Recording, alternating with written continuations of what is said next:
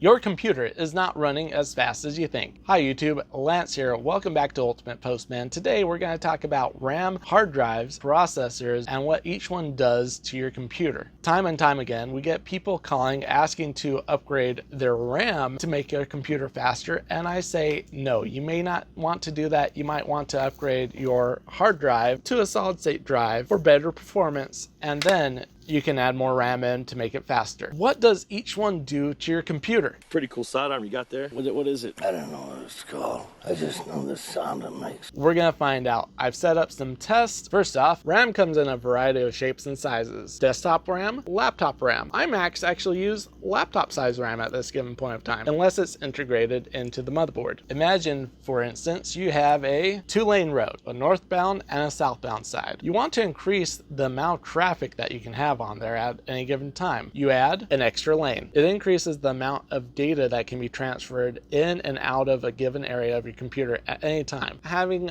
more RAM allows for more traffic on your motherboard. You can also increase the RAM speed. Increasing the RAM speed is like increasing the speed limit. Faster RAM should increase the amount of speed that data can transfer. Hard drives are the next component in terms of speed. These hard disk drives I like to call conventional hard drives. They come in a variety of sizes, 2.5-inch laptop size, 3.5-inch desktop size. These two drives perform pretty much exactly the same, but not all drives are created equal. These drives look the same. They're both rated 7200 RPM. This one will have a maximum bit rate of around 100 megabytes per second. This one's gonna have a maximum bit rate of around 200 megabytes per second. Hard drives work by having a platter on the inside that spins around. You have an arm with a magnet on the end of it that transfers data on and off of the board. And then you have a PCB board with the connection on it that transfers the information to and from your system. The two major components on hard drives that determine how fast your hard drive is, the RPM, or the rotations per minute of how fast that platter spins around, and the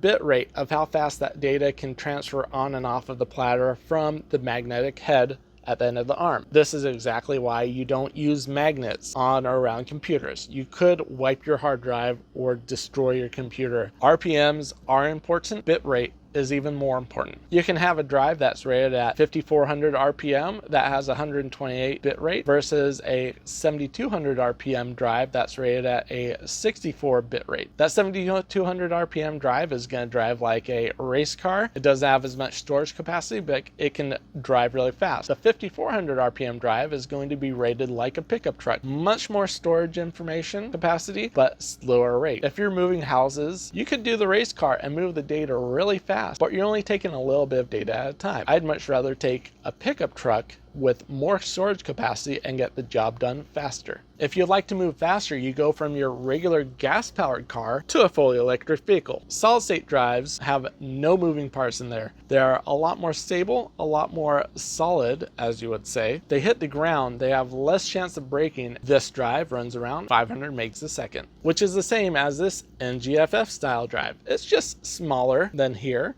but this is newer technology. You can get an even faster solid state drive with a higher bit rate, NVMe. These guys can go as slow as this NGFF drive, but most of them run anywhere from 2000 megabytes per second to over 7000 megabytes per second. You have your RAM, which is how many lanes are on the road, and you have your storage device, which is how much data each vehicle can take on the road at any given time. How does the processor come into effect? The processor is like an overall governor for your computer. It doesn't just control the speed limit of everything as a whole. It can also control, say, the types of streets that you're on. Are the streets that your vehicles move around on like city streets, or are they like freeways and highways with no stop signs anywhere? Central processing units or processors are also the main thing on your computer that governs if the thing actually works or not. Everything else on your computer could be working. The RAM, the hard drive, the video card. If this isn't installed correctly, or if this doesn't function, your computer may not actually even power on. In the test that we're running, this has a huge effect on how computers perform. RAM, hard drive, processors,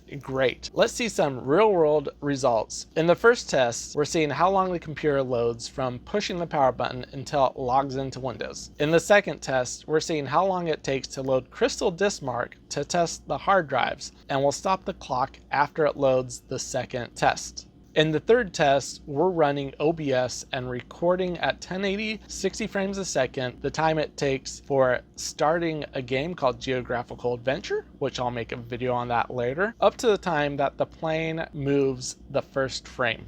After an uncomfortable amount of time doing all these tests, I have the results. If we watched everything, it'd be well over an hour. You don't want to sit by that. I don't want you to sit through that. So let's just look at the results. The first way this is all sorted is by the hard drive speed from lowest to highest, followed by the amount of RAM in each system at the time. Let's make this easier to look through. Sorted by the boot time, we can see the faster drives are generally at the top, with maybe an exception here or there. The test time for Crystal Disk Mark also follows suit in the same way, following the faster drives at the top, lower drives at the bottom, and RAM generally isn't part of the picture here. Sorting everything through the amount of time it took for the game to load, the RAM helps to paint a better picture. Faster drives and more RAM equals more speed and better performance. So a 100 megabyte per second drive with 8 gigs of RAM is beating a 200 megabyte drive with 4 gigs of RAM. A different view of the entire picture comes when we line up everything all together, not sorting by the processor type. The fastest boot time is an NVMe drive on my Core i7 1.8 gigahertz, and my Core i9 3.6 gigahertz is there in the middle, actually taking over twice the time to boot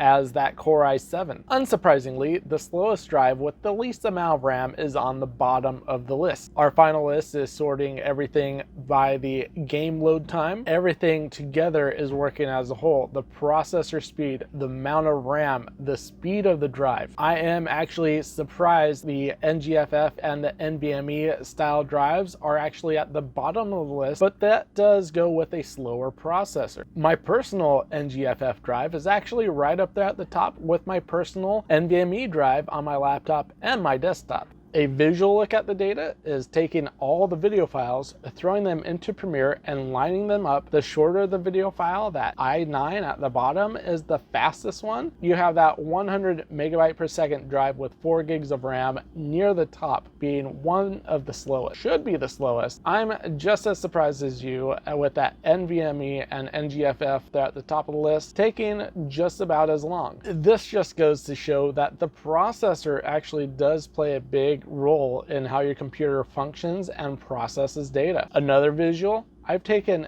all the NVMe and NGFF drives running on the Core i7 1.8 gigahertz, and I've shortened those videos in half, just as if the processor ran twice as fast. They are more in line with that Core i9 3.6 gigahertz processor with a lot of RAM. Now I'm sure that speeding up the video to be 200% is not a be-all end-all. There's other factors. Something I didn't include earlier in this video is your slowest component is going to limit the speed of the computer. It's like if you and a friend were running down the road, your friend was slower than you or you were slower than the friend, and we tethered both of you together, you would be limited by the speed of you or your buddy, whoever is the slowest between you. Your computer will work the same way. The slower component is going to limit the speed of the computer, and that is probably what we saw with the Core i7 1.8 gigahertz processor slowing down those units. By all means, this is not a fully conclusive slew of tests. There's hundreds, if not thousands, of games you can run on here, thousands of different programs, thousands of ways that you can just test out systems to really see if upgrading the RAM or the hard drive or the processor is going to help out your computer perform at its peak. There's other components like the video card that could also play into the factor. If your computer has a lot of things plugged into it, a lot of PCI cards, it may slow down your boot rate. What are your thoughts on all of this? Would you increase your RAM or your hard drive as the two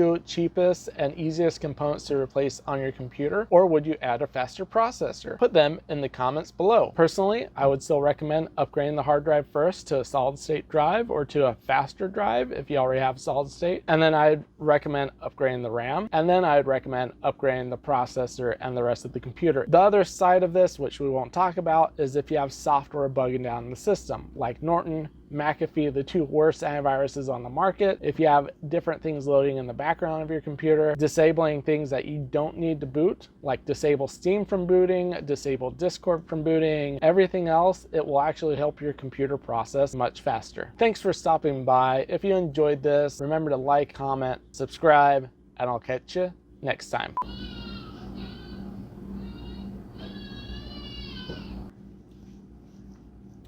A different view of the fun part about recording at my office is the ambient noise and everything happening in the background with people talking and babies talking and crying. I have to deal with that at home now with our youngest kid, fresh as of a little over a month ago. I really need to get a lapel mic that just records me and nothing else around me.